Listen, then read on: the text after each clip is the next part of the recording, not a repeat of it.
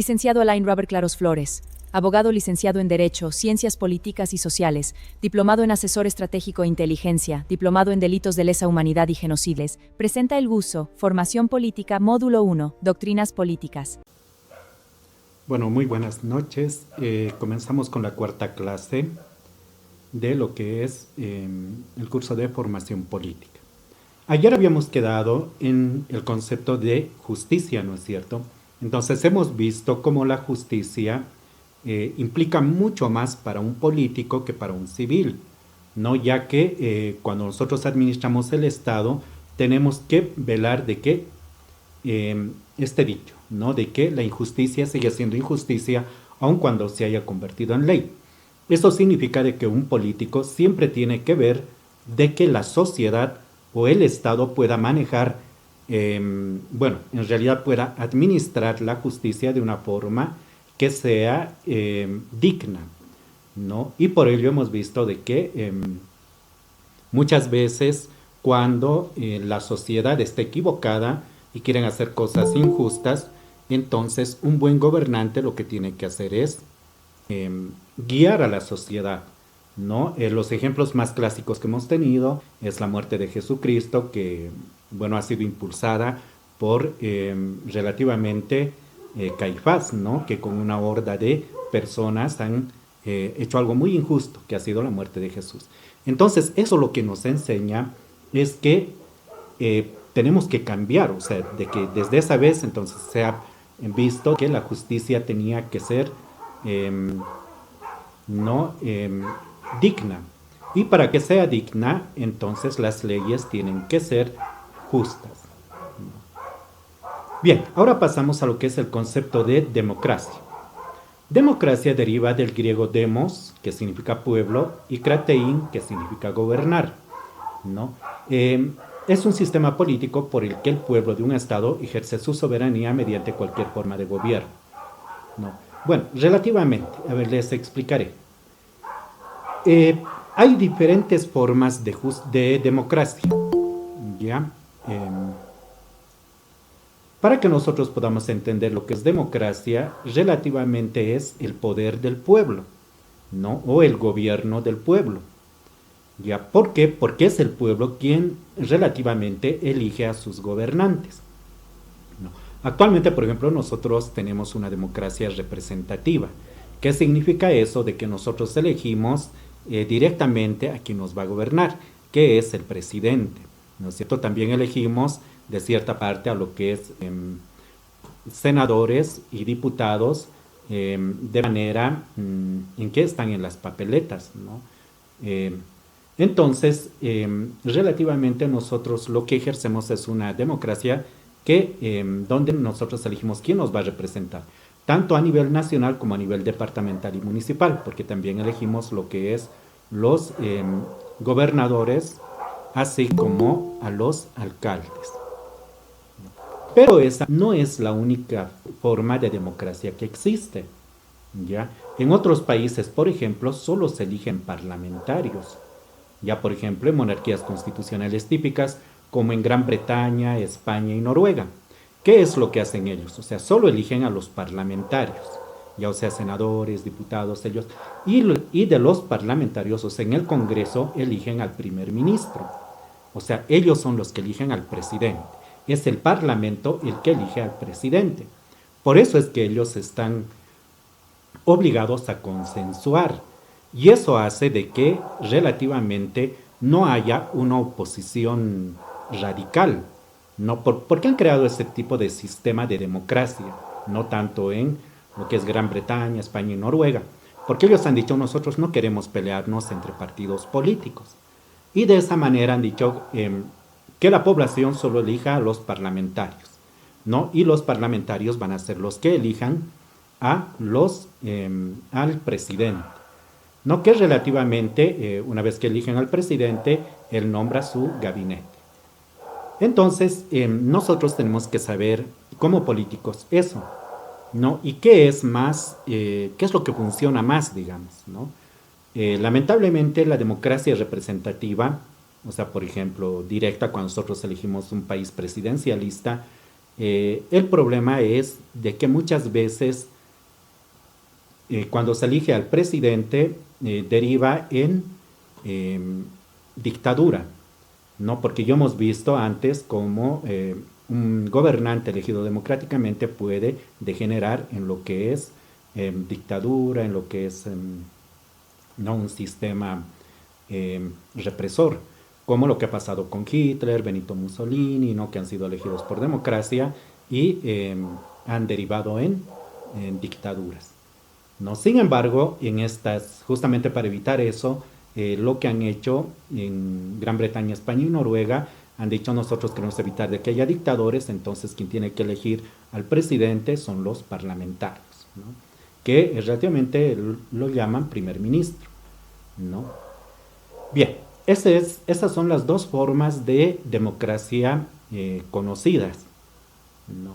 Ahora, para que una democracia, nosotros como políticos tenemos que saber que para que la democracia no derive en dictadura, absolutismo, tiranía, tiene que haber ciertos condicionantes, ¿no? Por ejemplo, el respeto a la independencia de poderes e institucionalización del sistema electoral. Bien, ¿qué significa el respeto a la independencia de poderes? ¿No? Actualmente, por ejemplo, la mayor parte de los países funcionan de esta manera. Tenemos lo que es el poder legislativo, ejecutivo y judicial.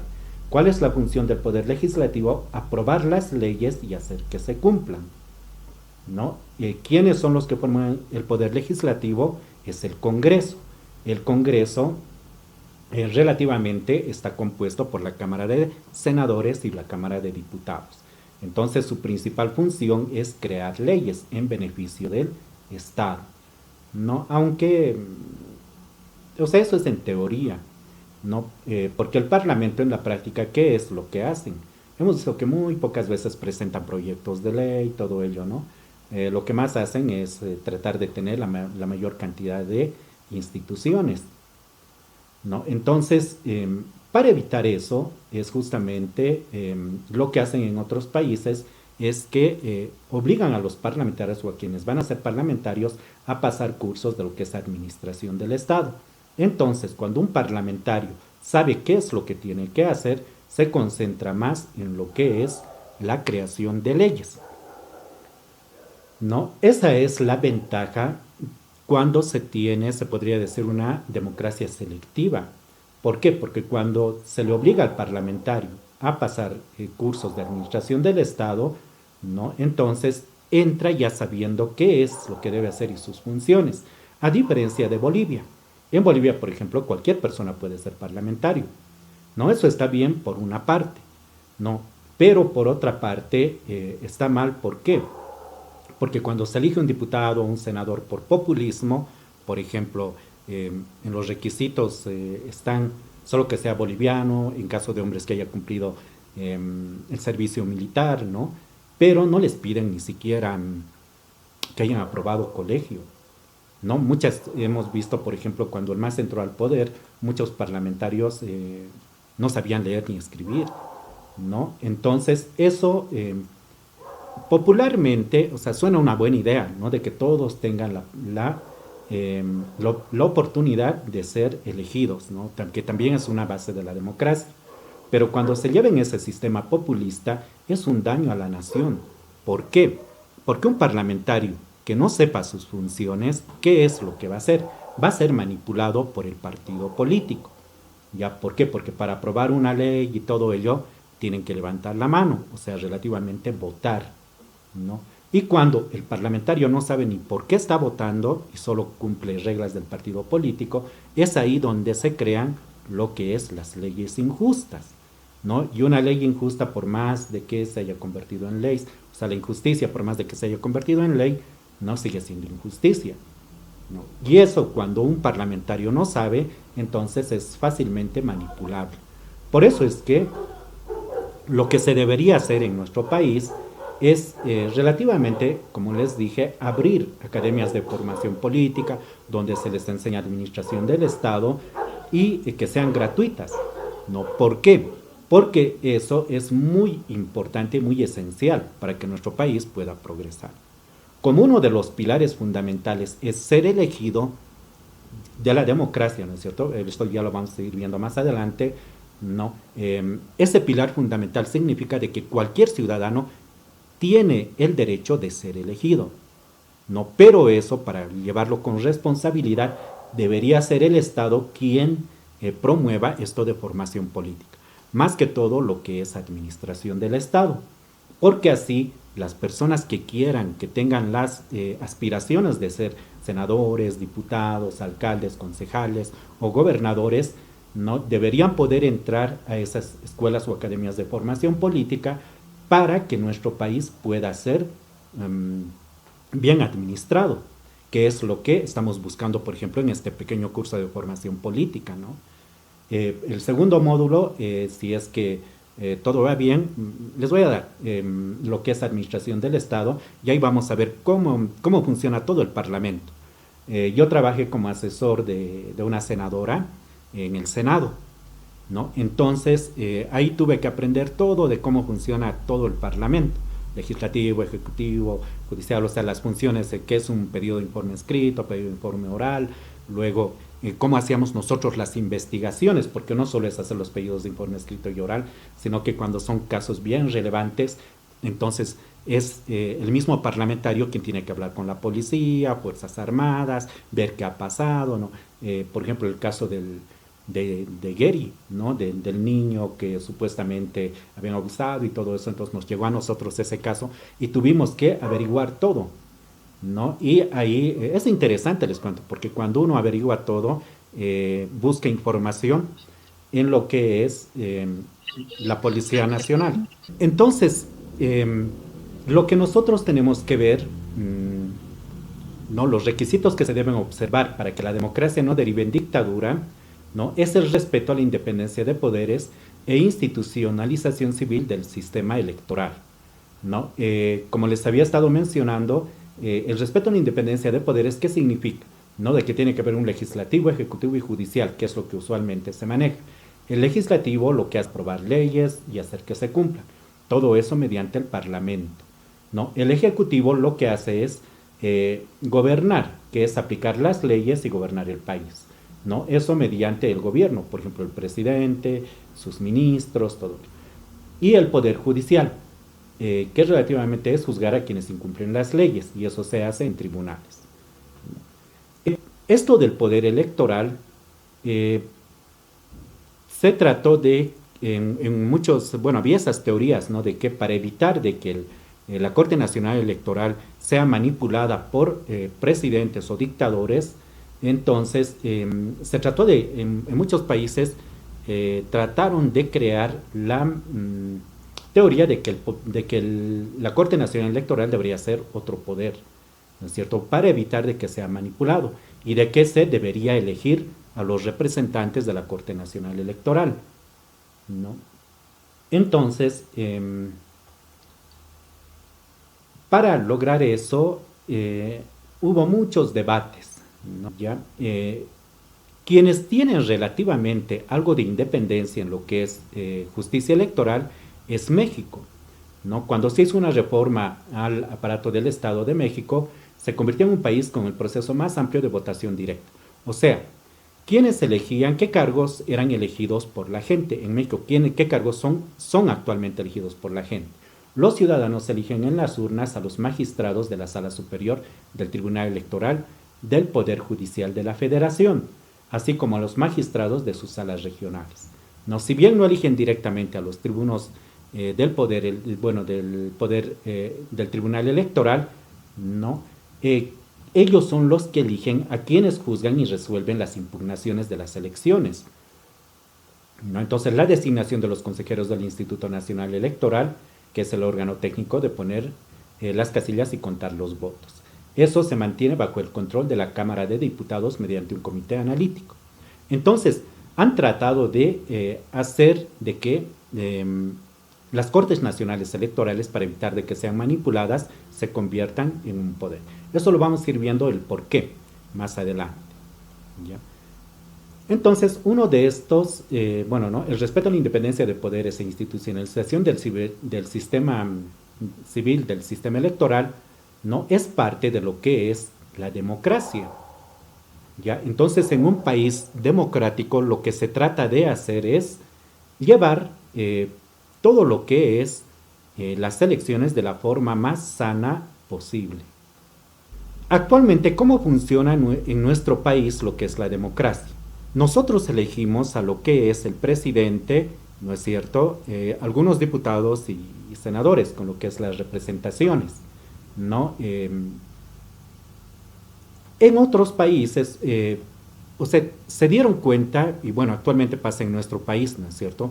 Cuando los mismos partidos políticos hacen su lista de senadores y diputados, muchas veces ellos compran sus curules. ¿Qué significa de que compran sus candidaturas? Entonces, esos diputados y senadores se deben más al partido que a la sociedad. Y cuando una persona compra su curul o compra su candidatura, es más susceptible a lo que es la corrupción, ¿no es cierto? ¿Por qué? Porque los partidos se convierten primero en taxipartidos, ¿no? Que primero venden su sigla, ¿no? A los representantes. Segundo, de que los mismos representantes tratan de poner a sus amigos, a personas que tienen dinero, para que ellos sean senadores y diputados. Esa es una forma de corrosión de la democracia. ¿Por qué? Porque la gente se ve obligada a elegir, ¿no? A personas que ni conoce, pero que están siendo, se podría decir, solventados por el presidente o político de turno, ¿no? Entonces, eso causa muchas disconformidades. ¿Por qué? Porque cuando gana un partido político, los parlamentarios no se deben tanto a lo que es la sociedad, no se deben más a lo que es su jefe o su líder político, que ha sido quien les ha puesto en las listas, ¿no? de candidatos a senadores y diputados. Entonces, ¿por qué se convierte en una corrosión? Porque muchos compran. ¿Qué significa de que compran su candidatura? De que pagan para ser candidatos, ¿no? Y eso no debería ser así. Entonces, para evitar eso, se creó lo que es, en otros países, que el parlamentario, en muchas constituciones realmente democráticas, se permite que el parlamentario pueda declararse independiente, ¿no? Sin perder su curul. Por ejemplo, en Bolivia no es así. Cuando un candidato o cuando un diputado o senador se rebela contra su partido, ¿no? Entonces piden su curul. O sea, el mismo partido dice, no, nuestro diputado o senador no está cumpliendo nuestros intereses de partido. Entonces lo sacaremos y pediremos su curul y que entre su suplente. ¿No es cierto? Que también es una forma de corrosión de la democracia. ¿Por qué? Porque hay gente que cuando entra, digamos, si es consciente, entra a ser congresista y es consciente, lo que hace es, se rebela contra lo que está mal. ¿No es cierto? Pero lamentablemente en nuestro país, cuando pasa eso, le quitan su curul y entra el suplente, ¿no? En otros países, lo que hacen es, se declaran independientes porque su constitución les permite eso. Entonces, ¿qué es lo que dice el congresista, ya sea senador o diputado? Dice, bien, mi partido está haciendo las cosas mal. Mi partido quiere aprobar leyes que son injustas. O mi partido quiere dictar estado de sitio, yo no estoy de acuerdo, entonces me declaro independiente. ¿Por qué? Porque va a reprimir el pueblo y todo ello, ¿no? Al declararse independiente en otros partidos, no pierden su curul, ¿no? Ni son objeto de la absurda teoría del transfugio político.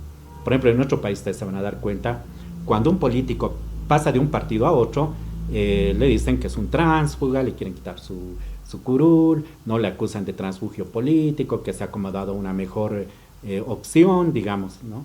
Entonces, es bien, ¿cómo les podría decir? Esto del transfugio político que existe en nuestro país es una teoría que muchos parlamentarios o jefes políticos han tratado de fundamentarla, pero la realidad es que es nomás corrosión, ¿no? ¿Por qué? Porque muchas veces una persona que vale la pena, digamos, ¿no? ¿Qué es lo que hace? O arma su propio partido político, retirándose del que estaba, ¿no? o se va a otro partido cuando ve de que hay un mejor líder. ¿No? Por ejemplo, a ver, un caso más claro, si no me equivoco, es de Mamian Saavedra. No, Mamian Saavedra, si no me equivoco, entró como concejal por Percy Fernández. ¿No? Y Percy Fernández sabemos de que era pues un tiro al aire, ¿no? En Santa Cruz como alcalde. Entonces, ¿qué fue lo que dijo Mamian Saavedra? Dijo, no, las cosas están mal. Yo lo que voy a hacer es mi propio partido político y me voy a presentar como candidato a alcaldía y ganó. Entonces hay políticos que empiezan en un partido, se dan cuenta que su partido está mal y hacen o su propia carrera, ¿no? O se cambian de sigla. Entonces eso debería ser relativamente, no debería ser mal visto, ¿no? Pero en nuestro país es una teoría de transfugio político que tratan de fundamentarlos. Ellos dicen, no, que el transfugio político no debería ser así, todo ello, ¿no? Bien, entonces, para evitar todo ello, en otros países, como les dije, se declaran independientes, ¿no? Y cuando se declaran independientes, no pierden su curul, ¿no? Ahora, un congresista que se declare independiente también tiene el derecho de presentarse como candidato independiente, ¿ya? ¿Qué es un candidato independiente? ¿Ya? En América del Norte y Europa, ¿no? Las reglas específicas cambian de país a país, donde se permite, ¿no? Por ejemplo, en México, Chile, Colombia, El Salvador, Panamá, Honduras, Venezuela, Ecuador y Paraguay, ¿no? De que se presenten candidaturas independientes. ¿Qué significa eso? De que no dependan de un partido político, ¿no? Pero tienen que cumplir ciertos requisitos. Por ejemplo, recolectar un porcentaje de firmas del padrón electoral en un tiempo límite, ¿no? ¿Eso de qué nos sirve? O sea, ¿de qué sirve a esos países? Sirve para que los partidos políticos no sean botín para que los dueños de los partidos se vuelvan ricos, porque la mayor parte de los partidos políticos, de los que son dueños de las siglas, ¿qué es lo que hacen? Venden su sigla, ¿no? Al mejor postor, o venden su sigla a quienes son, digamos, a quienes tienen más dinero. Entonces ahí es donde venden curules, ¿no? Pues ya sea para que sea presidente, sea senador, diputado. Entonces, para evitar eso, en los países mencionados, lo que hacen es, dicen, bueno, si hay una persona que es relativamente limpia, que tiene mejores ideas, que quiere presentarse como candidato a presidente o al Congreso, puede declararse como candidato independiente, ¿no? ¿Y qué es un candidato independiente? Es una persona que dice, bueno, yo tengo muchos seguidores, la gente me apoya, entonces lo que voy a hacer es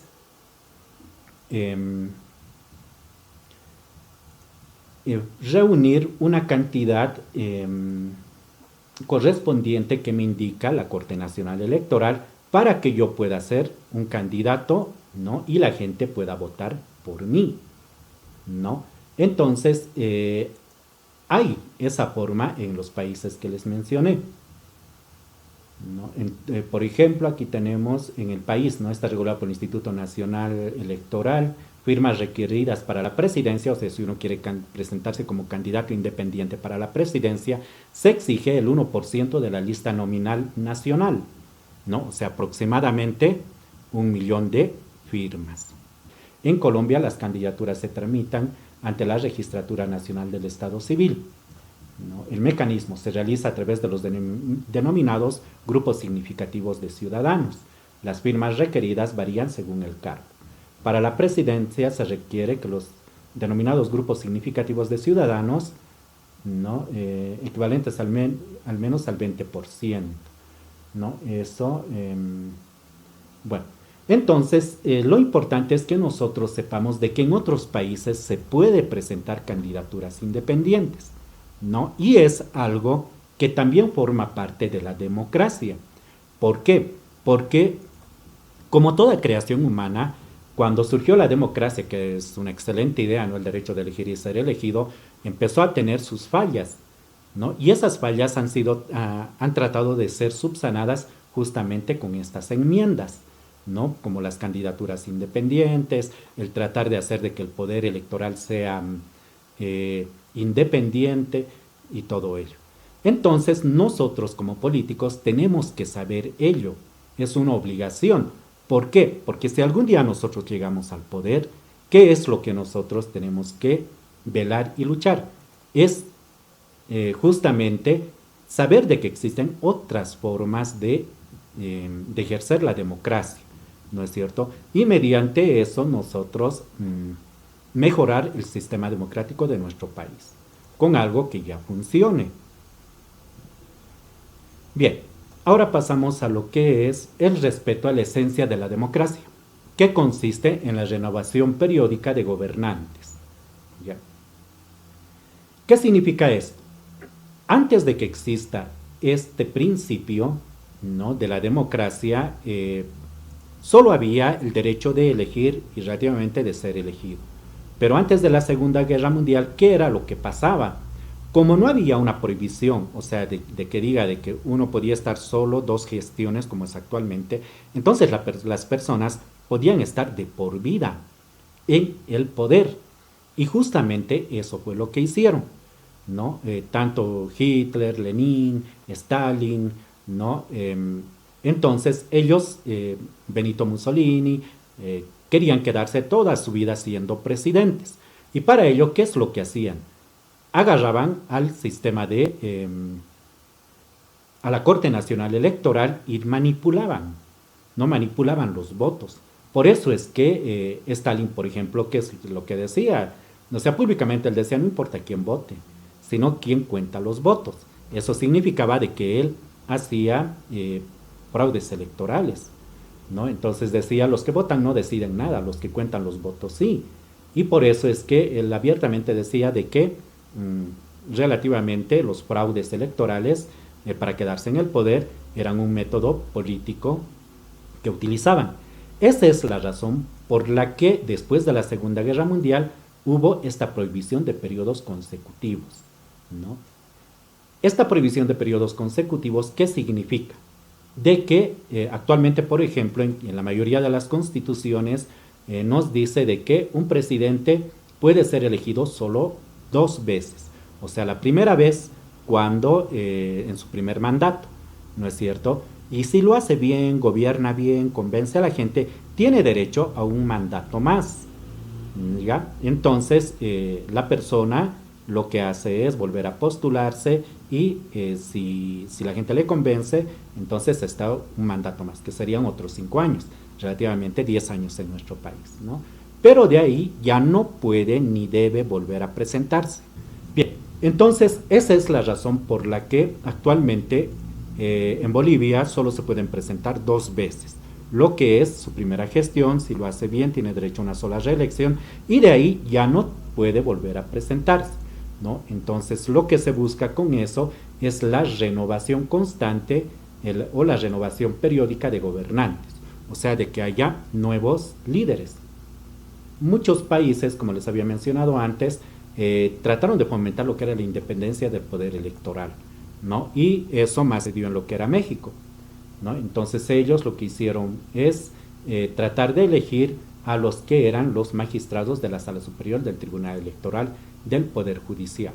O sea, no eligen directamente a los tribunos del poder, de la Corte Nacional Electoral, sino eligen a quienes juzgan, ¿no? En las salas regionales, o sea, quienes juzgan y resuelven las impugnaciones de las elecciones, ¿no? Pero ese ya es un avance que relativamente lo hizo México. No. Ahora, ¿cómo debería ser? Porque nosotros como políticos, ¿por qué estudiamos todo esto de democracia, de política, los conceptos fundamentales? Es justamente para que nosotros podamos mejorar el sistema, ¿no? Nosotros, por ejemplo, en un estudio que hicimos con varios colegas, ¿no?, que eran constitucionalistas y todo ello, teníamos esta propuesta, ¿no?, en que el poder electoral debería ser independiente. ¿Qué significa eso? De que la gente debería elegir a los miembros de la Corte Nacional Electoral, 1 por departamento, ¿no? Y 2, para que se cumpla y ellos no se corrompan, la ONU, la OEA y organismos de integración deberían enviar veedores internacionales con derecho a impugnar elecciones 3 meses antes de las elecciones. ¿Esto para qué? Para garantizar que los sistemas informáticos, así como electorales, sean claros y limpios, de forma que tengan acceso a todo el procedimiento de preparación de elecciones, en elecciones y el conteo de votos y escrutinio general, ¿no? Entonces, así nosotros lo que haríamos es garantizar unas elecciones limpias, que es lo que más se busca cuando se entra a lo que es la elección de nuestros gobernantes, ¿no? Porque actualmente, ¿cómo funciona?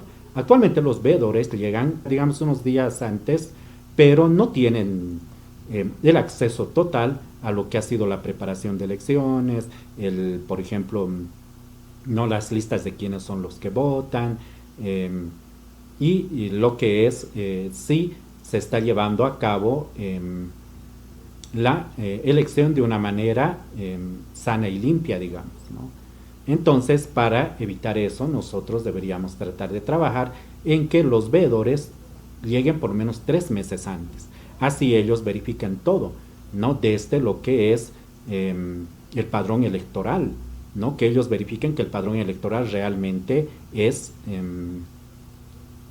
sano, que no haya dobles personas con doble carnet, que no haya muertos votando y todo ello, ¿no? Y eso nos garantizaría de que nuestras elecciones van a ser limpias, ¿no?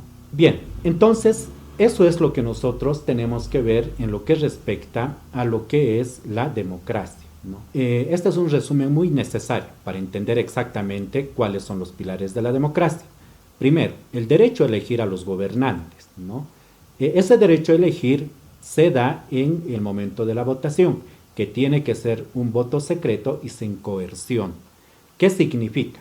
El voto secreto significa de que nadie tiene que saber por quién estamos votando, ¿no? Por eso es que existen lo que es, marcamos sin que nadie nos vea, ponemos nuestro voto secreto, ¿no? Y sin coerción, ¿qué significa? De que nadie puede obligarnos a votar por alguien, ¿no? Eso justamente es para que se ejerza una democracia transparente, ¿no? Por ejemplo, en muchos, bueno, aquí en Bolivia, ¿qué es lo que pasa? No muchos hacen campaña electoral por alguien, ¿no? Porque ese alguien les paga, ¿no? Como lo que pasó en las últimas elecciones, ¿no es cierto? Por eso también varían las estadísticas, ¿no? En las últimas elecciones nacionales, ¿no? A la cabeza estaba, supuestamente, según las estadísticas, estaba Doria Medina, ¿no? ¿Por qué? Porque él relativamente pagaba para hacer sus campañas, entonces la gente le seguía, sus marchas eran multitudinarias y todo ello, ¿no? Entonces, ¿eso qué es lo que hace? Que el mismo candidato entre en una burbuja. ¿Por qué? Porque muchas de esa gente, ¿no? Van por interés, pero no van por convicción, ¿no? Y aunque tenga, digamos, miles en sus marchas y todo ello, al momento de votar, ellos no votan por quien han hecho campaña, votan por quienes ellos creen que va a ser mejor presidente, ¿no? Y por eso es que en estadísticas ustedes han visto, estaba Doria Medina arriba, supuestamente Tuto en segundo lugar, y si no me equivoco, Rodrigo estaba en tercer o cuarto lugar, ¿no? Entonces, esto del voto secreto funciona. ¿Por qué? Porque evita de que haya coerción, o sea, de que un candidato te obliga a votar por alguien. Entonces, es por eso que Rodrigo ganó las elecciones, porque la gente dijo, no, no queremos socialistas, ¿no? Y por eso casi nadie votó por el MAS, pero tampoco queremos tradicionales, digamos, ¿no? Como los que habían estado en la mega coalición, con Tuto, Doria y todo ello. Entonces votaron por quienes creían que podían llevar al país a un mejor destino, ¿no? Entonces, de eso trata lo que es el voto secreto y sin coerción, que es uno de los pilares de la democracia. El segundo pilar es el derecho a ser elegido, ya sea mediante partidos políticos o democracia directa, o sea, candidaturas independientes. Como les había explicado, el derecho a ser elegido en nuestro país, por ejemplo, se da sí o sí por partidos políticos. Si quieres ser senador, quieres ser diputado, quieres ser congresista o quieres ser, ¿no? Bueno, lo que es elecciones nacionales, o sea, para ser presidente, senador y diputado, obligado tienes que tener tu sigla, ¿no? O prestarte una sigla y entrar con eso, ¿no? Los requisitos para sacar una sigla son fuertes. Entonces, muchas veces quienes intentan sacar su sigla no lo logran. Y a nivel nacional es mucho más difícil. ¿Por qué? Porque tienen que reunir una cantidad fuerte de votos, ¿no? Sin embargo, quienes logran lo que es tener su sigla, usualmente lo hacen a nivel departamental, porque los requisitos no son tan fuertes como para a nivel nacional, ¿no? Entonces, a eso se llama lo que es la democracia representativa, que sí o sí, o tienes que anexarte a una sigla, o tienes que crear tu propia sigla, ¿no? Sin embargo, en la democracia directa o mediante las candidaturas independientes, como en otros países, como hemos visto, ellos pueden tener su propia candidatura, ¿no? Donde los requisitos no son tan complicados, digamos. ¿Por qué? Porque cuando tú te promueves como candidato independiente, entonces igual tienes que cumplir ciertas reglas, pero esas reglas no son tan complicadas como el sacar tu propia candidatura en la Corte Nacional Electoral, como en Bolivia, por ejemplo, ¿no? Entonces muchos optan por lo que es candidaturas independientes, que relativamente es una buena idea, ¿no? Y que esperemos que algún día se pueda aplicar en nuestro país. Ese sería el segundo pilar de la democracia. El tercer pilar de la democracia es la renovación periódica de gobernantes, o sea, la prohibición de gobiernos continuos, que ya hemos visto el por qué, ¿no? Justamente porque en la Segunda Guerra Mundial lo que hacían era afectar a la Corte Nacional Electoral y mediante eso hacían fraudes, ¿no? Y por eso es que se quedaban de por vida. Entonces, este también es un pilar muy importante de la democracia, que es la prohibición de gobiernos continuos, ¿no? Y cuatro, uno de los pilares de la democracia es la protección internacional de resultados reales, ¿no? Por eso es que vienen veedores internacionales. Lo ideal sería que vengan 3 meses antes de elecciones, ¿no? Actualmente no es así. Los veedores vienen días antes de elecciones y no tienen acceso a todo el proceso electoral. Entonces, como bolivianos, nosotros tenemos que saber eso, ¿no? Y tratar de cambiar el sistema para hacerlo lo más limpio posible. Doctor, una preguntita. Estamos hablando del sistema electoral, no estamos hablando del sistema de... No, estamos hablando solamente del sistema electoral, netamente, ¿no es cierto? Ayúdeme, por favor. Bien, la democracia implica todo eso, o sea, incluye lo que es el sistema electoral. ¿Por qué?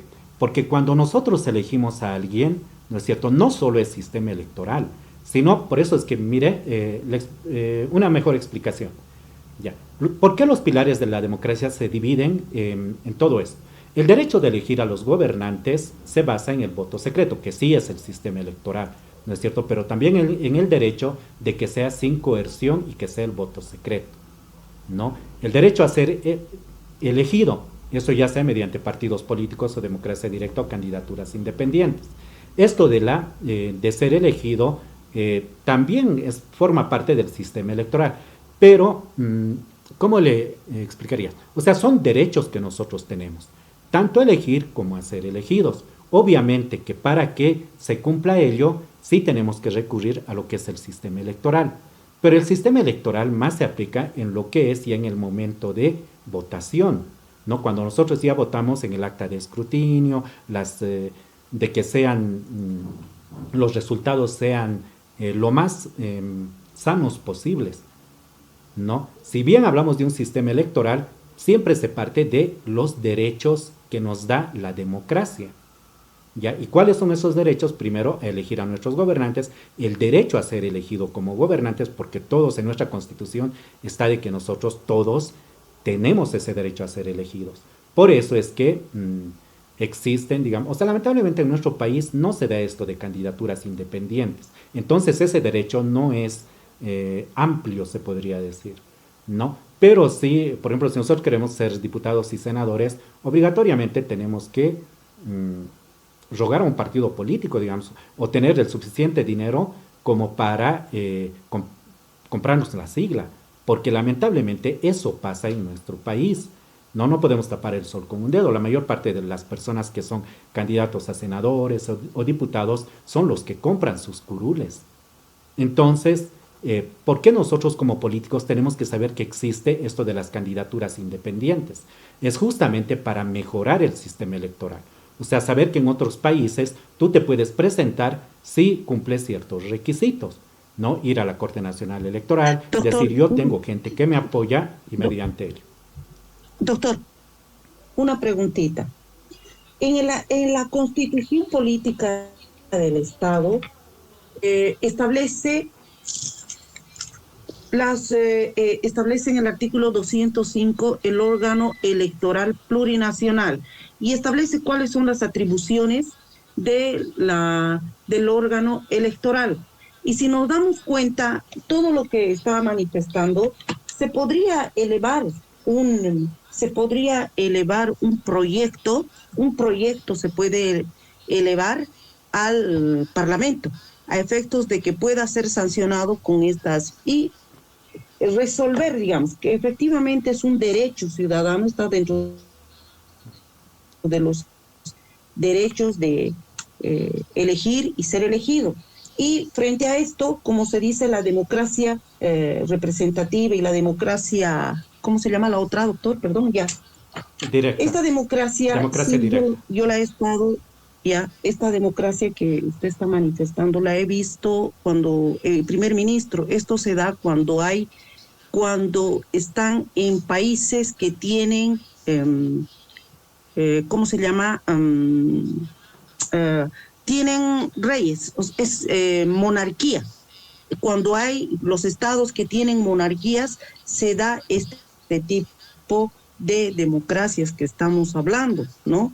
Pero sin duda, también mando la idea, yo creo que se podría plantear hacer un proyecto de ley a efectos de poder plantear, porque tampoco está fuera, digamos, está dentro de la Constitución Política del Estado y puede engranar y encajar, digamos, para que pueda promulgarse y podamos lograr una ley. Y ahí estaría ya el tema,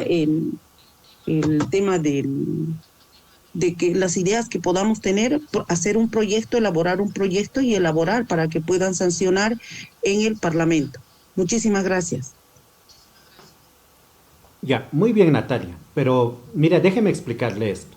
Esto de las monarquías constitucionales, ¿no? Tenemos que entender bien cómo funciona, ¿no? En el caso, como les había explicado, de Gran Bretaña, España y Noruega, ¿cómo funciona? O sea, la gente solo elige a los parlamentarios, o sea, diputados y senadores. Una vez de que está conformado el Congreso, es el Congreso el que elige al primer ministro. ¿Ya? ¿No? Obviamente eso se da en monarquías constitucionales, ¿no? Esto funciona, por ejemplo, ¿en qué sentido? En que los partidos políticos ahí no pueden pelearse a rajatabla, digamos, ¿no? O sea, ser extremistas, ¿no? O sea, no pueden ser oposición total. ¿Por qué? Porque entre los parlamentarios que se han elegido de los diferentes partidos políticos, tiene que salir el primer ministro, o sea, el presidente, ¿no? Entonces, eso obliga a los parlamentarios que han sido elegidos por los ciudadanos a que ellos tengan que, se podría decir, ponerse de acuerdo, ¿no? Y decir, bueno, este lo va a hacer mejor, sea del partido que sea, o este es más capaz, entonces a él lo elegiremos, ¿no? Entonces, esa es la ventaja que tienen lo que es las monarquías constitucionales típicas, como le dije, ¿no? Gran Bretaña, España y Noruega. Entonces, eso es lo que nosotros tenemos que entender. Esa es una forma de democracia, ¿no? Y la otra que nosotros tenemos, que es directamente la representativa, donde nosotros directamente elegimos al presidente, ¿no? Y a los diputados y senadores.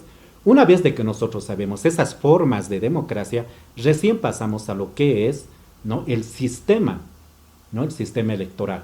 Para que funcione todo eso, que sería relativamente el método, digamos, ¿no? Para lograr todo ello, es que nosotros tenemos que saber los pilares de la democracia, ¿no? Entonces ahí está entre lo que es derechos como método, o sea, el sistema electoral, ¿no? Por ejemplo, esto del derecho a elegir a los gobernantes se da en ambos casos. Monarquías constitucionales, donde ellos eligen solo al Parlamento y el Parlamento elige al primer ministro, ¿no? Y en caso de nosotros, por ejemplo, que elegimos al presidente, elegimos nominales y uninominales, ¿no es cierto? Por eso es que ustedes se van a dar cuenta de que las candidaturas uninominales lo que hacen es ponen algunos congresistas en las papeletas. Por eso es que nosotros en la última votación han debido ver, ¿no? Teníamos que marcar tanto por el presidente como por los congresistas de nuestra circunscripción o distrito, ¿no? Entonces, de esa manera funciona la democracia en nuestro país. Pero como les digo, esto ya parte de lo que es primero derechos, ¿no? O sea, los derechos que están en la Constitución, que es elegir a los gobernantes, no el derecho a ser elegido, ¿no? Pero, como les dije, al menos en nuestro sistema, es un sistema que está corroído. ¿Corroído en qué sentido? En que todos sabemos de que las siglas son taxipartidos, ¿no es cierto? El dueño de la sigla, ¿qué es lo que hace? Alquila su sigla al mejor postor. Así, por ejemplo, Eva Copa ha sido alcaldesa del Alto. ¿Por qué? Porque se ha alquilado la sigla de Jayaya, ¿no? El gobernador Santos Quispe lo mismo. Se ha alquilado la sigla de Jayaya y mediante eso ha sido gobernador. O sea, ellos no han hecho estructura orgánica, no han hecho vida orgánica, como ha pasado, por ejemplo, con el MAS, ¿no? En el MAS ellos sí han hecho estructura orgánica, territorial, tenían toda una estructura, ¿no? Y la mayor parte de los partidos hacen lo mismo. Hasta lo de Rodrigo, que es lo que ha hecho Rodrigo, se ha alquilado la sigla del PDC. No, cuando no debería ser así. ¿Por qué? Porque un buen político, ¿qué es lo que tiene que hacer? Por eso estamos estudiando doctrinas e ideologías, ¿no? Un buen político lo que hace es, sí, igual, Tuto igual lo mismo ha hecho, ¿no es cierto? Se ha alquilado su sigla y todo ello.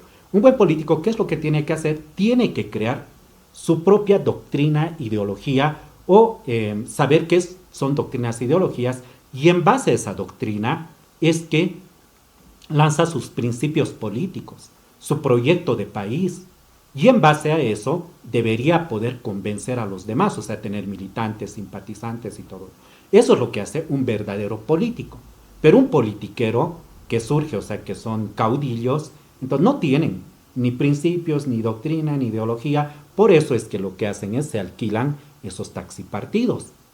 Con estos cursos nosotros estamos tratando de evitar que pase eso, ¿no? Y en todo caso, ¿no?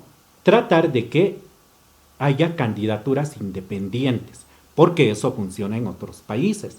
Porque ¿qué es lo de malo, digamos, cuando hay una megacoalición o cuando los mismos partidos políticos se dan cuenta de que es un negocio tener una sigla? Lo que ellos van a hacer es nunca van a estar de acuerdo en que haya candidatos independientes, porque ellos van a decir, no, nos van a quitar nuestro negocio, ¿no ve? Porque una vez que llegan al poder, solo se puede cambiar, o sea, si quisiéramos cambiar este sistema, la única manera es llegando al poder, ¿no? Que sería la manera más loable, por así decirlo, ¿no? La otra manera es, como políticos también sabemos, es mediante la revolución. Pero una revolución implica ¿qué? Implica que se peleen todos contra todos, haya muertos, todo eso, que es lo que nadie quiere, ¿no? Pero sí, lo que más uno trata o pretende hacer es llegar al poder, y estando en el poder recién decir, bien, aunque yo haya llegado con un taxipartido, pero yo tengo ideales, yo tengo doctrina, tengo mi propia sigla, entonces sanearé esto de la democracia y haremos que haya candidaturas independientes, ¿no? Entonces eso es lo que nosotros tenemos que aprender, ¿no? De cómo funciona el sistema, cómo funciona en otros países como en nuestro país, y así también poder cambiar y mejorar lo que es esto de la democracia. Por eso cuando hablamos de pilares de la democracia, esto de memoria deberíamos saber, ¿no? Esto a nosotros, por ejemplo, en el examen entraba derecho a elegir a los gobernantes, derecho a ser elegido, renovación periódica de gobernantes y protección internacional de resultados reales. ¿Por qué tenemos que saber eso? Porque en debates tenemos que fundamentar esto, ¿no? Por ejemplo, lo que pasó con Evo Morales, por ejemplo, ¿no? Según él tenía el derecho de ser elegido, era su derecho humano ser elegido indefinidamente, ¿no? Y eso era por su ignorancia. O sea, sus mismos asesores no sabían sobre democracia. Entonces, cuando nosotros sabemos de que la democracia tiene este pilar, que es la renovación periódica de gobernantes, podemos fundamentar. ¿Y qué significa eso? Decirle no. No es tu derecho humano el ser reelegido indefinidamente. ¿Por qué? Porque cuando se han elegido o reelegido indefinidamente, ha causado la Segunda Guerra Mundial. Lenin, Stalin se han quedado de por vida, Hitler quería quedarse de por vida, Benito Mussolini igual, hacían fraudes en la Corte Nacional Electoral y mediante eso se quedaban de por vida. Entonces, para evitar de que haya otra guerra mundial donde una persona se convierte en dictador, entonces han dicho no, tiene que haber renovación periódica de gobernantes. O sea, esa es la razón para evitar una tercera guerra mundial, digamos. No, y es lógico. Por eso nosotros, cuando sabemos todo eso, podemos fundamentar, ¿no? Y justamente, ¿qué significa fundamentar? Significa que en debates ya podemos definir y defender la democracia con fundamentos reales y justos, y tomando también esas razones, ¿no? De que históricamente la misma ONU ha prohibido en muchas constituciones, no vamos a decir en todas, ¿no? Porque, por ejemplo, en Rusia todavía manejan esto de que puede ser indefinidamente. Por eso Putin sigue años de años y probablemente se quede por vida. En China es lo mismo, tienen un sistema relativamente socialista, el Partido Comunista es quien gobierna, entonces ellos son los que, tipo monarquía, ¿no? Heredan el gobierno a quien quieren, ¿no? Entonces no se puede decir que esto ha sido, se aplica en todas las naciones, pero todavía hay regímenes, ¿no? Esta es la razón de que esto de los pilares de la democracia tenemos que saberlas justamente para que nosotros podamos mejorar el país. Bien, continuamos. Ahora avanzamos a lo que es el concepto y definición de política. La política puede definirse como el arte de gobernar. ¿Ya? Para una concepción más completa, nosotros tenemos que saber que la política se divide en dos: la política como ciencia y la política como arte. ¿Por qué se divide en dos? Porque para que uno sea político, tiene que estudiar política, ¿no? Por ejemplo, estudia, analiza, compara las formas de gobierno y más que todo, estudia administración del Estado, para saber cómo funciona el Estado, saber cómo funciona el Tesoro General de la Nación, que es lo más importante, cómo funciona la economía, para evitar de que haya inflación, hiperinflación, todo ello. Por eso es que la política es una ciencia, ¿no? ¿Y por qué es un arte? Es un arte porque la política ejecuta, o sea, toma las decisiones más convenientes para los gobernados en base al estudio que ha hecho en ciencia política, ¿no? Por ejemplo, en academias de formación política, ¿qué es lo que hacen? ¿No? Lo que hacen es ver qué funciona en otros países para que el mismo gobernante aplique lo mismo en su país, ¿no? Cuando un político, o sea, cuando alguien estudia política, sabe de que tiene que estudiar lo que funciona en otros países. Entonces, si es algo bueno, aplicarlo en su país. Por ejemplo, desarrollo de ciencia y tecnología, lo que es cómo puede mejorar la economía de los ciudadanos, que es la forma más loable de que un político pueda demostrar que es capaz, ¿no es cierto? Por ejemplo, Bukele, ¿no es cierto? Él ha demostrado de que puede gobernar de una buena manera. Entonces ha podido acabar con lo que eran las pandillas, las maras, y a la vez ha hecho de que su nación pueda ser económicamente autosustentable, ¿no? Entonces eso es lo que hace un buen político, ¿no? O lo que hace Trump, por ejemplo, ¿no? Esto, por ejemplo, lo veremos a ver aquí. En política nacional, ¿no? ¿Qué es lo que tiene que aprender un político? En política como ciencia es administración del Estado, bienestar económico ciudadano, desarrollo de ciencia y tecnología, ¿no? Eso es en lo que tiene que centrarse un buen político, ¿no? Administración del Estado, ¿en qué sentido?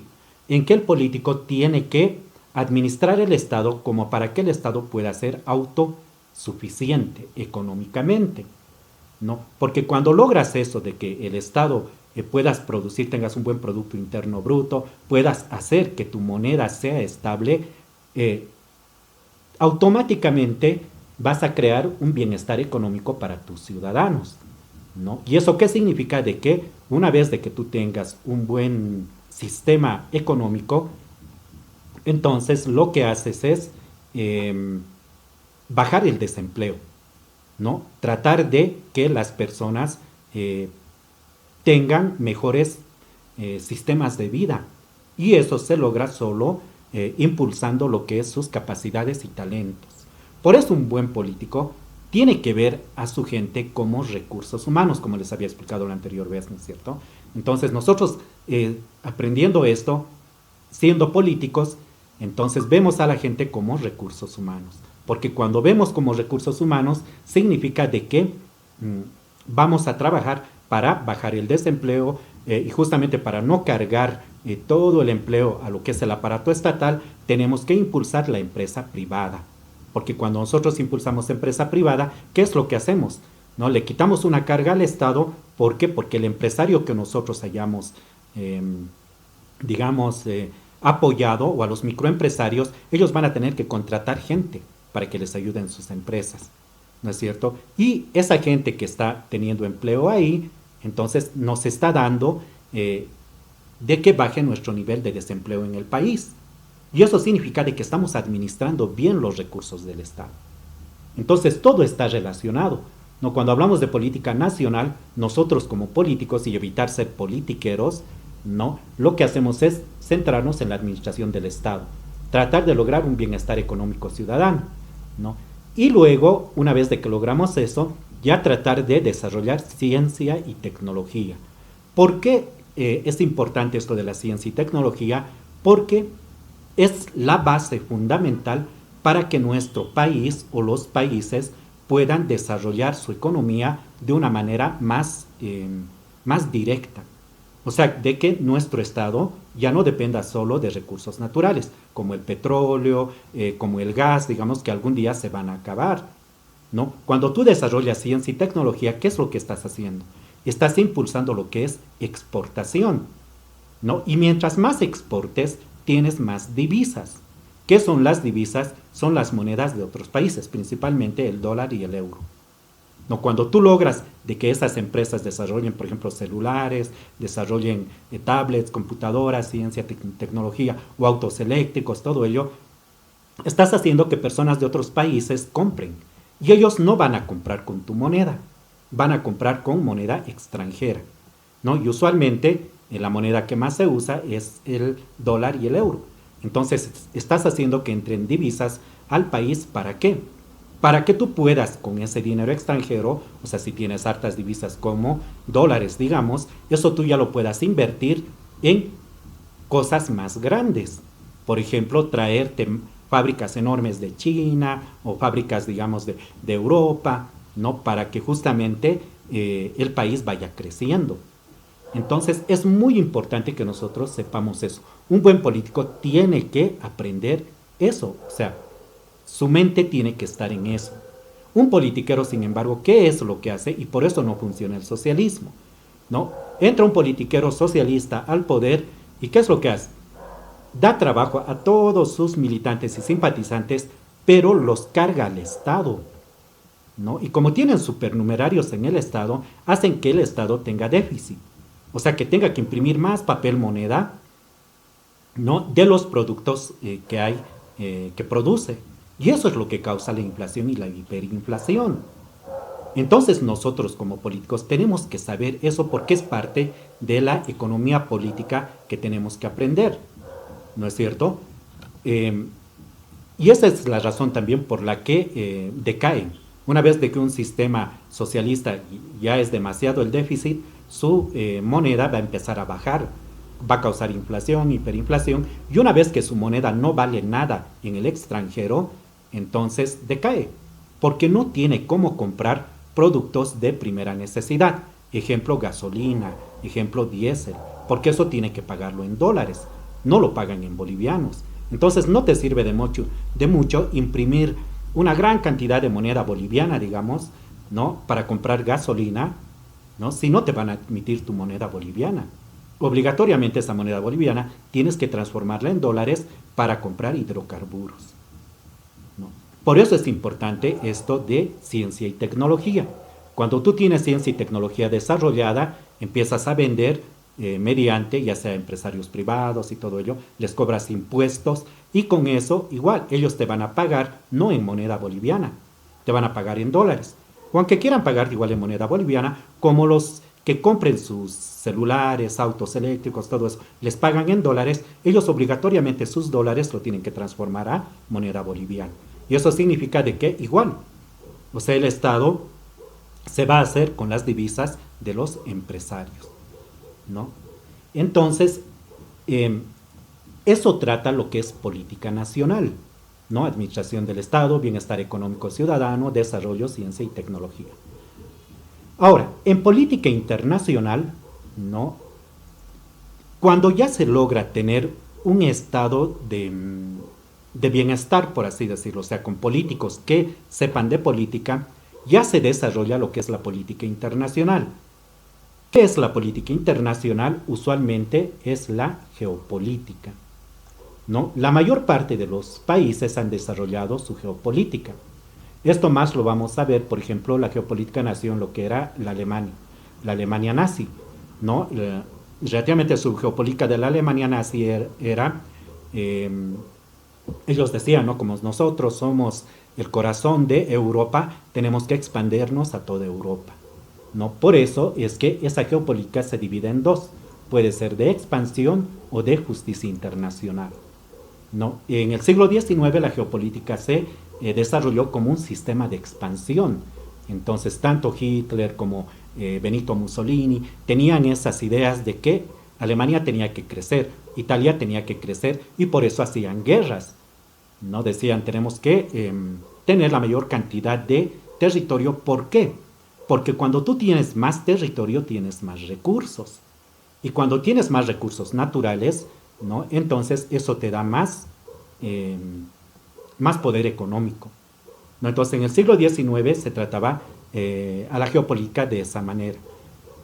Eso ha desarrollado, por ejemplo, en Chile, su geopolítica, ¿cuál es? Eso a nosotros nos han enseñado igual en cursos, ¿no? De Chile su geopolítica es igual de expansión. Cuando llegó Pinochet al gobierno de Chile, él dijo la geopolítica de Chile va a ser expandirnos desde el Océano Pacífico y llegar al Atlántico.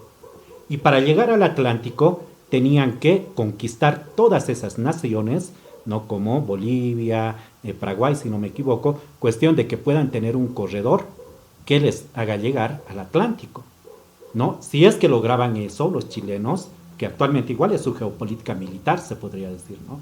Si es que lograban eso, entonces tenían un mejor sistema económico, porque tendrían puertos en ambos lugares. Y los puertos te dan más economía. ¿Por qué? Porque puedes importar, puedes exportar y todo eso, ¿no? Eso se desarrolló en los años 80, por ejemplo, ¿no? Lamentablemente en nuestro país no tenemos una geopolítica bien definida, ¿no? Relativamente lo que deberíamos tomar como país, o en ese tiempo lo que se debería de haber tomado, es lo que hacían en Alemania, porque nuestro país es como Alemania, está en el centro de Sudamérica, somos el corazón, así como Alemania es el centro de Europa, es el corazón de Europa.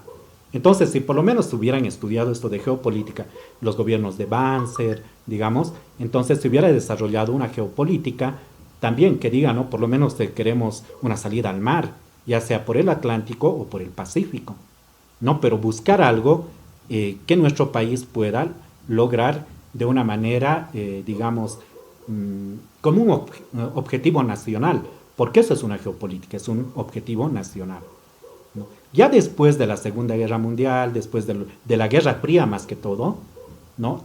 Los países cambiaron sus geopolíticas, ¿no? Por ejemplo, actualmente es una geopolítica de integración. Entonces dicen, ¿para qué vamos a hacer guerra si nosotros podemos unirnos con los demás países? ¿Para qué? Justamente para llegar ahí.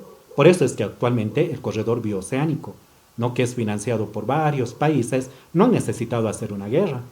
Lo único que han necesitado es ver qué países eran estables y decir, bueno, vamos a financiar este corredor país por país para llegar, porque a todos nos va a beneficiar eso. Entonces, a eso se llama geopolítica de justicia internacional. No porque, ¿por qué es justicia internacional? Porque relativamente se ponen de acuerdo todos esos países, ¿no? Para mejorar su economía, ¿no? Y al mejorar su economía, entonces tratan de hacerlo de una manera justa. ¿Qué significa de una manera justa? Que tienen que cobrar aranceles, tienen que cobrar derecho de pase, digamos, ¿no?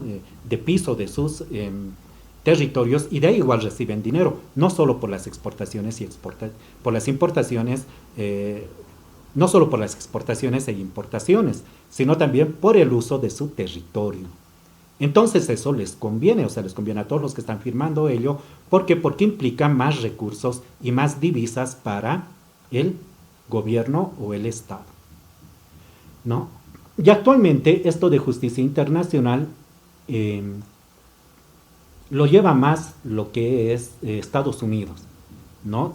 Por ejemplo, de Estados Unidos, su geopolítica relativamente era el panamericanismo, que ellos lo han sacado del pangermanismo, como les expliqué la anterior vez, ¿no es cierto? Ellos han dicho América para los americanos, han creado el panamericanismo, y en base a eso han creado el Plan Marshall y la doctrina Truman, no que era tener protectorados, o sea, decir, nosotros vamos a tener como protectorados, vamos a proteger a estos países, ¿no? A cambio de que ellos también nos vendan recursos naturales a precios que relativamente sean bajos, ¿no? En la Segunda Guerra Mundial, por ejemplo, el estaño para la Segunda Guerra Mundial que se ha utilizado ha salido casi todo de Bolivia, ¿no? Y eran a precios bien bajos lo que se ha dado, ¿no? Eso relativamente también estaba mal, porque no ha sido un sistema justo, ¿no? Pero cuando hay una guerra casi nada es justo, ¿no?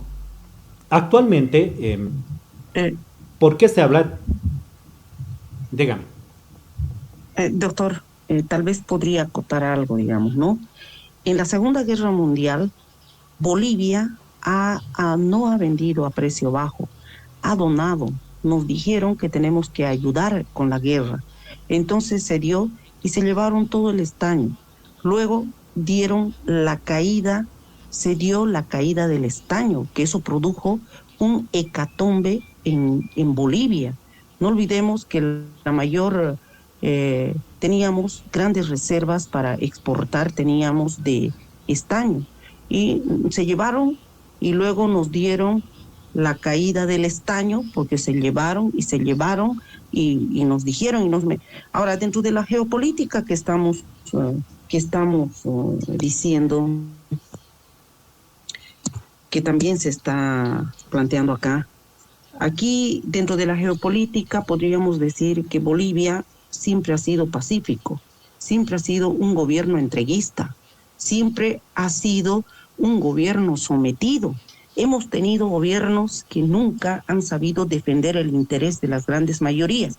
Y yo aplaudo cuando usted dice que no han permitido que gente inteligente o gente preparada, un líder político con capacidad intelectual, tome el mando de Bolivia. Siempre han puesto gente, ahí se han jugado los intereses de geopolítica también de los imperios, ¿no? Que siempre, Bolivia nunca ha sido libre, no hemos sido libres y no lo somos.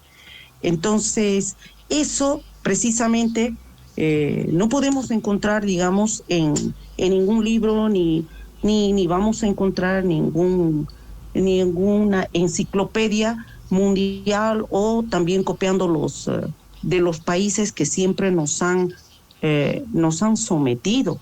La historia trágica de Latinoamérica es la misma historia trágica de África. Entonces, los africanos son duramente flagelados y son duramente pobres precisamente porque siempre han sido ricos en recursos naturales, y precisamente esa es la suerte que corremos los pueblos de Latinoamérica. Ese es el tema que siempre Hemos tenido gobiernos entreguistas, mejor si son gente que no han sido estudiadas. No hemos tenido opciones ni para designar, ni tampoco el imperio o los imperios nunca nos han dejado que nuestra gente se prepare para poder tener un gobierno netamente que represente los intereses. Y si hubiera, también los han bajado. Entonces, es esta nuestra realidad boliviana. Y solamente quería acotar con el tema del estaño. Nos dijeron que Bolivia tiene que ayudar con el estaño. Se mandaban cantidades para la guerra. Y luego, ¿qué hicieron? Se almacenaron ese estaño y luego dieron la caída del precio del estaño. ¿Qué fue? Potosí cayó. Todos los mineros relocalizados de Potosí, fue un desastre para Bolivia, y ahí precisamente cuando el occidente cae, toda esa gente ha tenido que emigrar, los mineros relocalizados, la gran cantidad, tuvieron que emigrar al Chapare, migraron al lado de este lado del oriente, y se da ahí, y precisamente ya cuando se dio ese plan desastroso de esa geopolítica que nos han jugado, y aquí paralelamente en el oriente de Bolivia ya estaban gente puesta precisamente para manejar y hacer surgir la agroindustria, surgir el sector agropecuario, que solamente Bolivia vivía y dependía de la exportación del estaño y los minerales del estaño. Y ahí cae Potosí y cae todo eso precisamente por la jugada que nos hicieron con la entrega de nuestros recursos del estaño. Se llevaron todo y luego dieron golpe porque precisamente nos hacen ese tipo de jugadas, y toda la vida ha sido esa jugada. Y gobierno que no se somete, bueno, pues ahí vienen y los derriban, o vienen ya... vienen también gobiernos de factos y todo lo demás que hemos sufrido a lo largo de nuestra historia. Yo considero que acá es importante la formación política que usted, valoro mucho cuando usted dice que personas bien preparadas, no hemos tenido en Bolivia. Nuestra historia amarga siempre la hemos contado con sufrimiento, hemos sufrido. Lo que tiene que haber aquí, gente, hombres y mujeres valientes que sepamos, tengamos una lectura adecuada de la realidad. Cambiemos, pero cambiemos de A a Z todo el sistema económico, todo el sistema legislativo, todo el sistema incluso electoral, todo tiene que cambiarse, todo, porque nada es nuestro. Siempre nos han impuesto, ni siquiera nuestro código educativo ha sido nuestro cuando nos han impuesto el primer código a los bolivianos. Entonces, ¿de qué estamos hablando? ¿De qué realidad hablamos? Cuando ni siquiera hasta para someternos nos han impuesto religiones. Entonces, nada ha servido para que nosotros podamos hacer prevalecer nuestra identidad. No, a ellos ellos no nos van a permitir que tengamos nuestra propia identidad, reconocer nuestra historia, nuestro ancestro. Imagínense este tema del estaño. Esto deberíamos saberlo bien. ¿Y por qué se dio también el año 1952 la reforma agraria? ¿Por qué se dio también el derecho al voto al indio y a la mujer por primera vez en el año 1953 con la revolución del MNR, de Víctor Paz? Entonces, todos esos hechos han sido siempre digitalizados desde arriba, precisamente para mantenernos en un sometimiento y en un eterno dormir.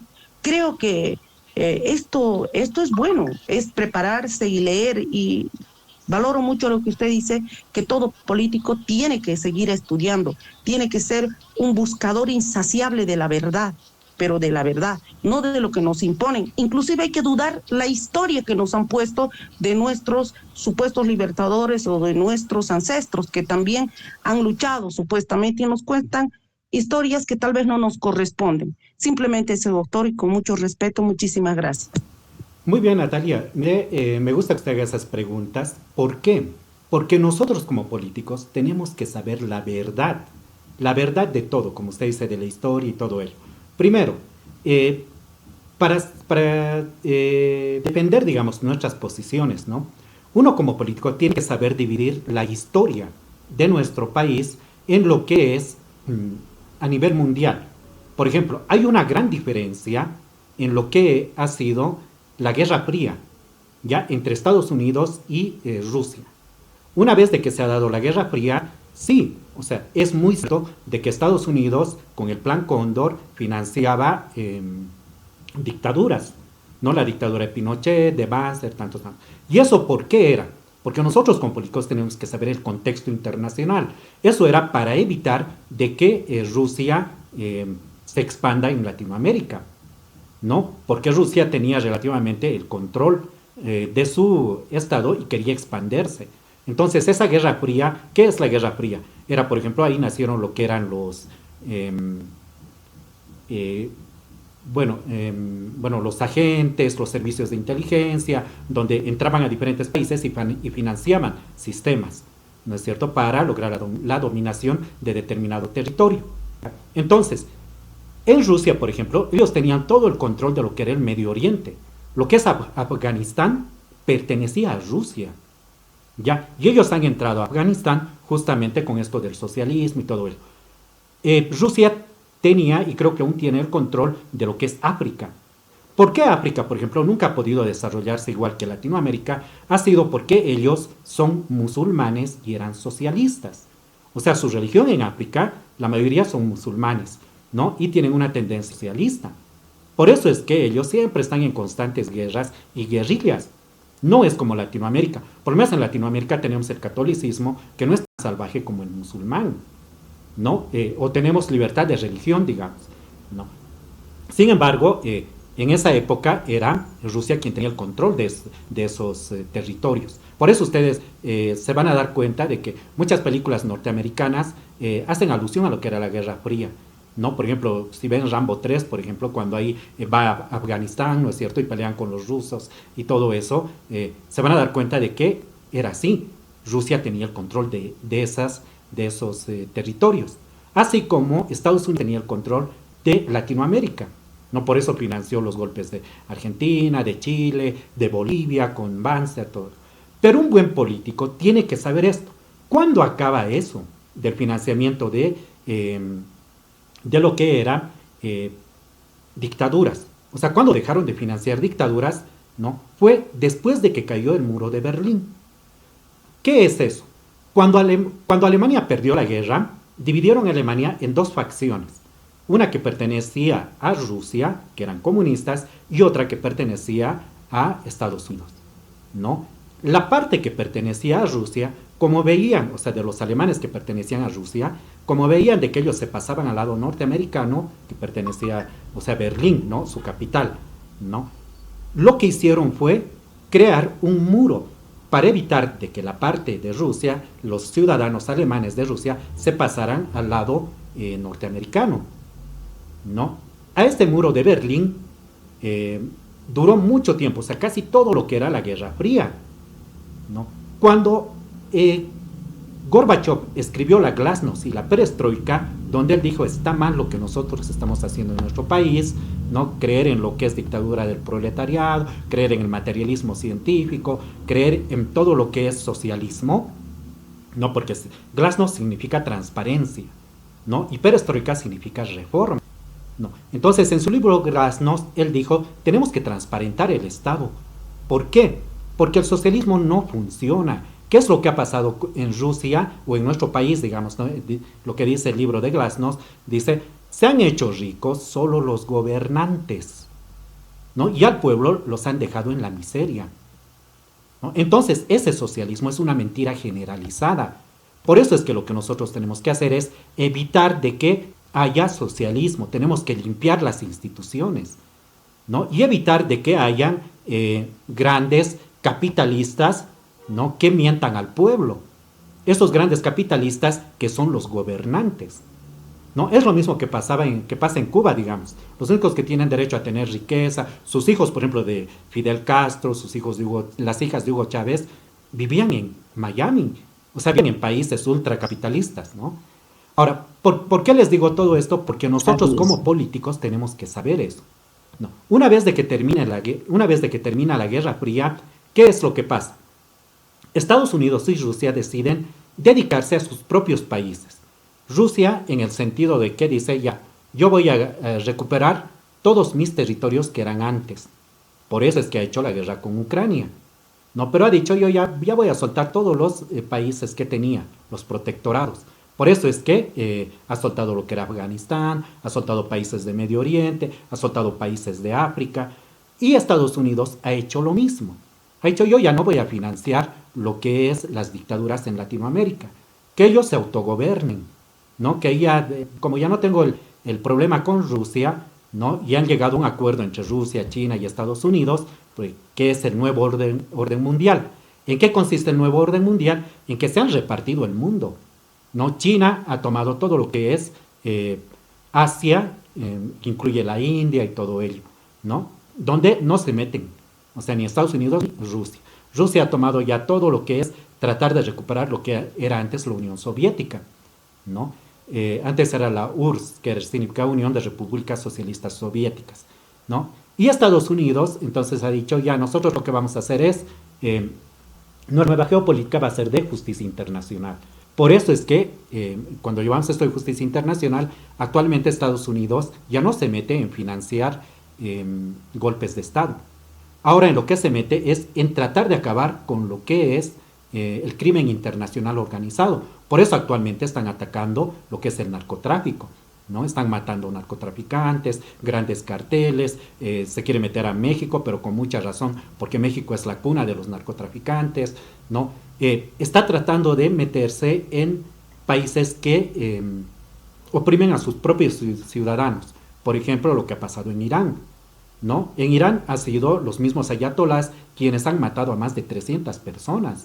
Entonces, los mismos ciudadanos de Irán clamaban por ayuda. ¿Y qué es lo que ha hecho Estados Unidos? Ha dicho, bueno, ya les vamos a ayudar, y han acabado con todo lo que era el sistema de los ayatolás. O lo que ha pasado en Venezuela, ¿no? En Venezuela, ¿por qué se ha metido Estados Unidos? Porque igual los ciudadanos han clamado ayuda. Maduro ha perdido las elecciones. Quien ha ganado ha sido Edmundo, ¿no? Pero Maduro ha dicho, no, yo he perdido las elecciones, pero no, igual me voy a quedar. O sea, quería quedarse a la fuerza, como lo que quería hacer Evo, ¿no es cierto?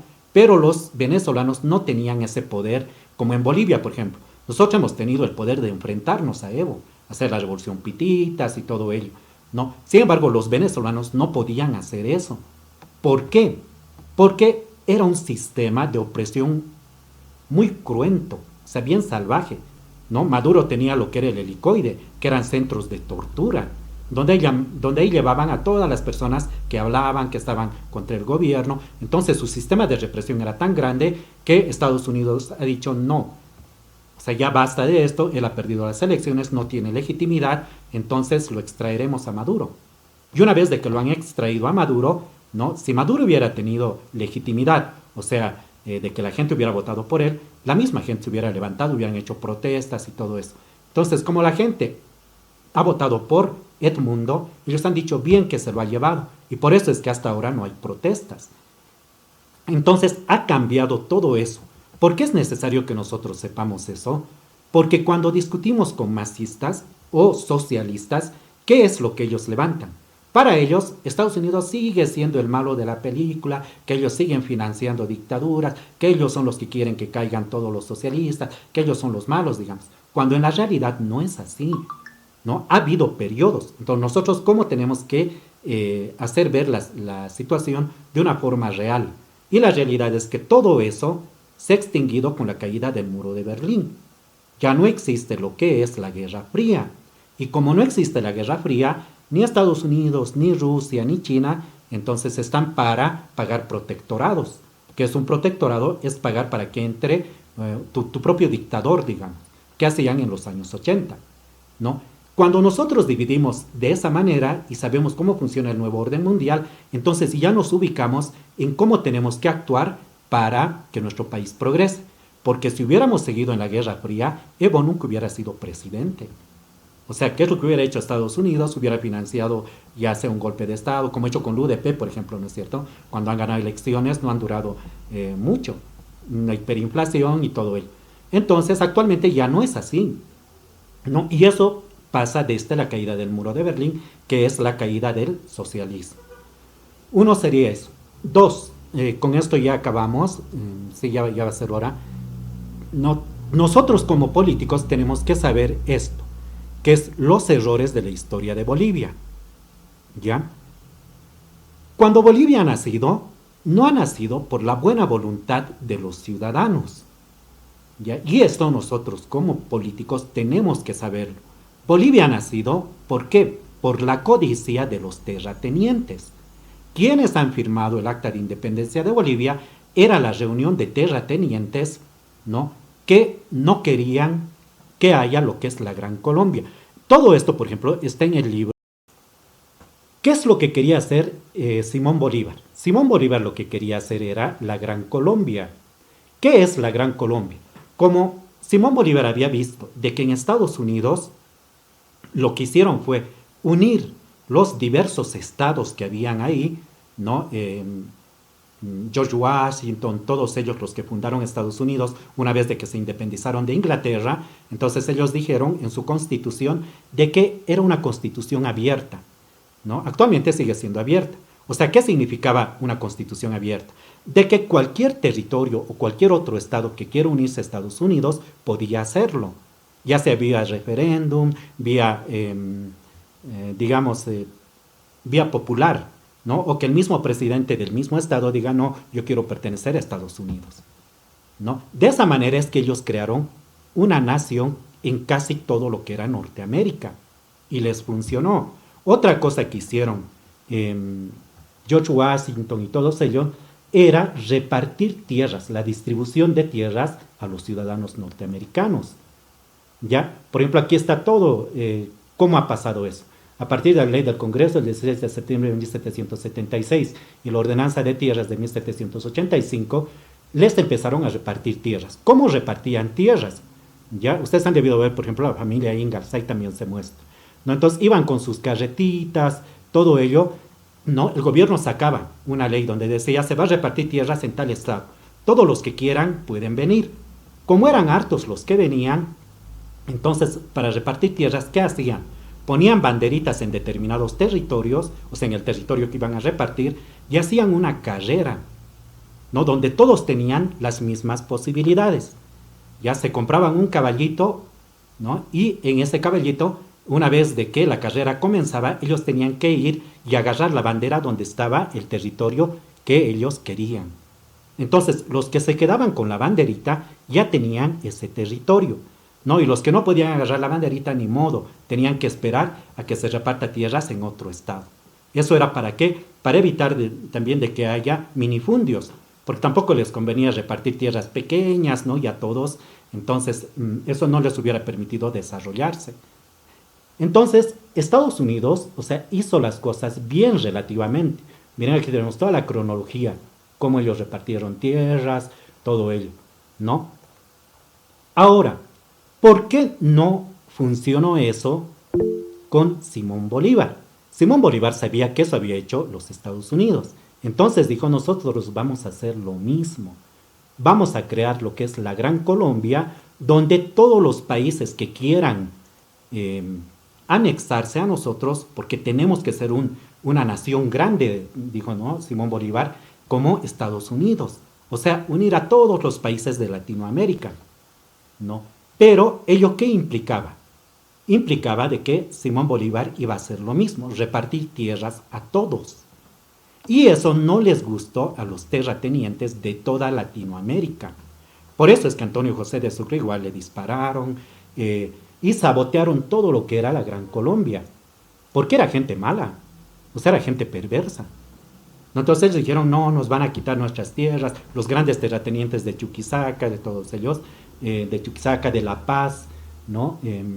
De Potosí, ¿no? Los que han firmado el Acta de Independencia, que eran los terratenientes de esos departamentos, dijeron, no, lo que vamos a hacer es crearemos nuestro propio país, ¿no? En Estados Unidos, por ejemplo, fue muy diferente, ¿no? A todos los trataron por igual, porque la mayor parte de la gente de Estados Unidos eran de Europa, ¿no? Eran de Irlanda, había hasta chinos, no habían negros, todo ello. Aunque lo de los negros todavía tuvo que llegar lo que es Abraham Lincoln hicieron igual esa guerra federal para lograr lo que era la abolición de la esclavitud, ¿no? Pero ellos trataron de hacer las cosas lo más sanamente posible. Entonces, Doctor, en ese puntito tal vez, doctor, sería bueno acotar. Estados Unidos no tiene identidad cultural. Eso es lo que ayer nosotros estábamos tocando ese punto, ¿no? Bolivia tiene identidad cultural, tiene origen, tiene tradición, tiene cultura, tiene todo. Ellos no tienen. sí, Ya, a esto listo. quiero llegar. Les explicaré eso. Miren, ¿qué fue lo malo que hicieron en Estados Unidos? Porque no todo es bueno, ¿no? Si bien en Estados Unidos les repartieron tierra y todo ello era solo para los colonos, o sea, los que habían colonizado, ayudado a colonizar lo que eran las tierras de Norteamérica. Pero a los originarios, o sea, a la gente que ya vivía ahí antes de que lleguen los ingleses, los exterminaron. Por ejemplo, Sioux, pieles rojas, mohicanos, que eran tribus, porque no había un imperio en Norteamérica. O sea, aquí en Sudamérica teníamos el imperio incaico, teníamos el imperio en Centroamérica azteca, ¿no? Entonces ya era gente que estaba organizada, tenían un rey y todo eso. Sin embargo, en Norteamérica eran tribus, o sea, era gente que estaba en el primer nivel de organización social, digamos, ¿no? Donde vivían en pequeñas, eran sedentarios, eran nómadas, ¿no? Entonces iban de un lugar a otro, todo. ¿Y quiénes eran la gente originaria de Norteamérica?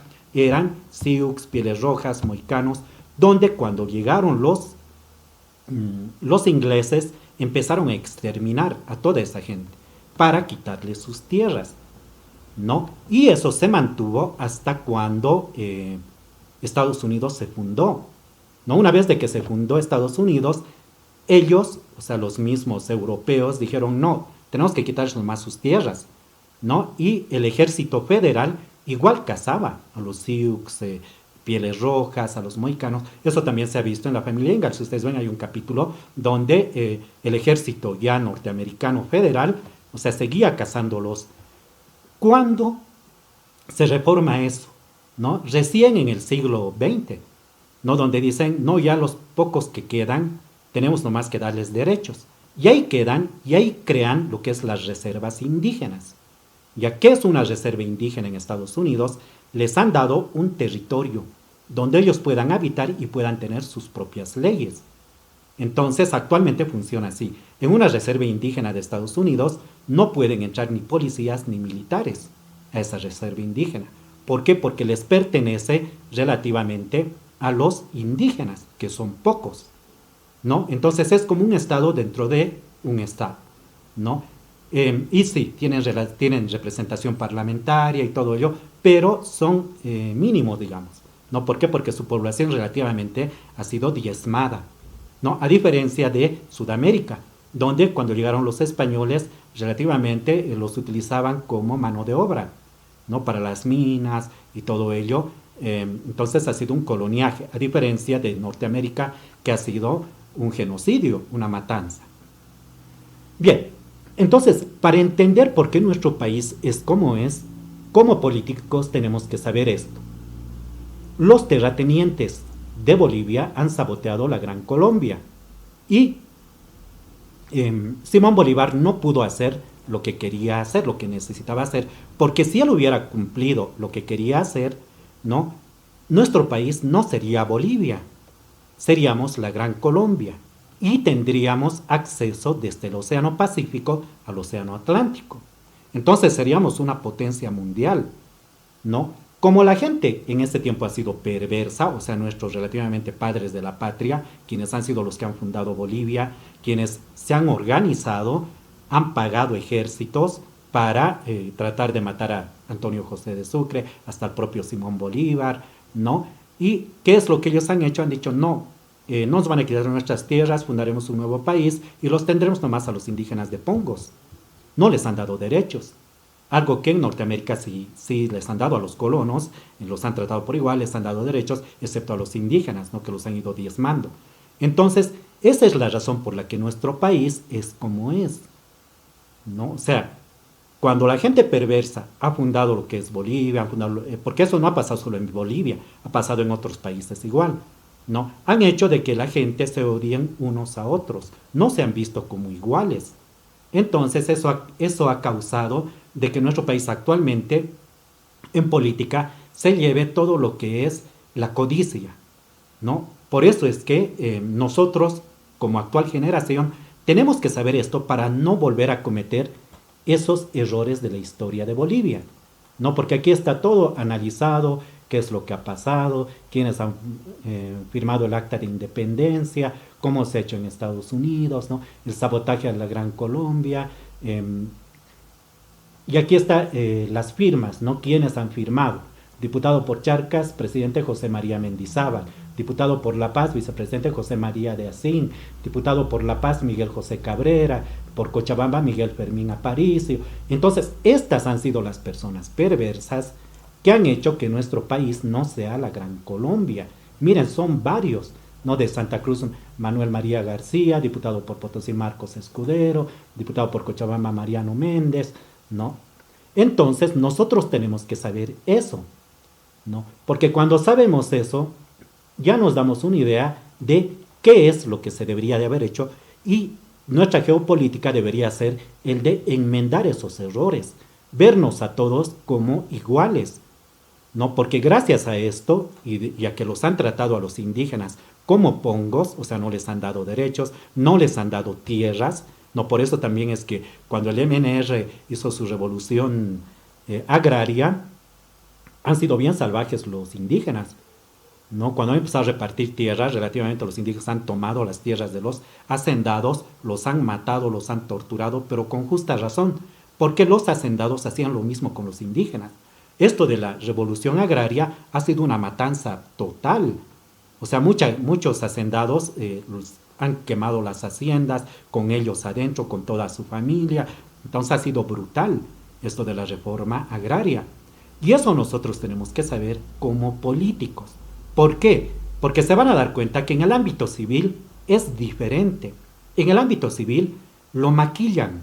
No te dicen, ah, no, que Bolivia ha nacido como la hija predilecta de Simón Bolívar, que él estaba de acuerdo. O sea, te dan una sarta de mentiras cuando no ha sido así, ¿no? Cuando a Simón Bolívar relativamente le han obligado no a aceptar de que Bolivia nazca. Y le han puesto su nombre justamente ¿para qué? Para no perder sus tierras, ¿no? Entonces nosotros cuando sabemos esto, ya sabemos el por qué nuestra gente ha luchado, o sea, tienen todavía ese rencor unos a otros, porque ha sido injusto todo lo que han hecho, ¿no? Y también la injusticia de no haberse repartido tierras equitativamente a todos, o por lo menos como en Estados Unidos, ¿no? Agarrar y a decir, bien, quien quiera tierras, hagan lo mismo, ¿no? Que por lo menos caballitos o sus llamitas o algo así puedan ir y hacer por lo menos un concurso donde ellos puedan tener tierras, ¿no? Y eso es lo que ha causado que haya ese rencor, ¿no? De los indígenas, por ejemplo, hacia los blancos, hacia los mestizos y todo ello. Y un buen político, ¿qué es lo que tiene que hacer? Conociendo todo eso, tiene que tratar de sanar esos rencores, de hacer que todos nos veamos como iguales, porque eso es lo que va a hacer que nuestro país progrese. Por eso también Estados Unidos ha progresado. Como la mayoría de los colonos han sido vistos como iguales, ¿no? Obviamente, como era minoría los indígenas y los han exterminado, entonces esa gente que ha tenido tierras y todo eso ha trabajado por su nación, por su estado, ¿no? Y eso es muy importante que sepamos, más que todo para los debates, más que todo conocer en la historia para poder cambiar la historia. No, yo no puedo explicarles todo esto así de grandes, tardaríamos mucho, solo nos quedan unos 2 o 3 días más de clases, ¿no? Pero en este libro, ustedes una vez que lo lean, van a aprender mucho, porque aquí está todo un resumen de todo lo que se ha hecho. Miren, está por ejemplo también qué es lo que ha pasado contemporáneamente, ¿no? Cómo le han traicionado a Yanine Áñez, quiénes han sido, está aquí con pruebas, ¿no? Con notas de prensa, ¿no? Cuando Carlos Mesa estaba de acuerdo en perder, todo eso. Esto ya es lo que es historia contemporánea. Pero esto nosotros no lo vamos a llevar. Vamos a llevar de solo doctrinas e ideologías, pero esto está en el libro. Entonces, cuando ustedes sepan todo esto, van a estar capacitados ¿para qué? Para debatir en cualquier tema, hasta en lo que es cosas coyunturales o historia coyuntural de nuestro país. ¿Ya? Bueno, con eso concluiríamos esta clase, que creo que nos hemos alargado mucho, pero lo bueno es que es necesario aprender todo esto, ¿no? ¿Alguna otra pregunta para ya concluir toda la clase? Muchísimas gracias, doctor. Bueno, entonces, ¿alguien más o lo cerramos? Muchas gracias por todas las explicaciones, doctor. Me ha quedado claro todo lo que he explicado. Muy bien, entonces nos vemos mañana y vamos a tratar de avanzar más rápido, si no, no nos va a dar tiempo para lo que es las doctrinas políticas. Buenas noches y mañana os espero. Hasta luego. Buenas noches, doctor. Hasta mañana.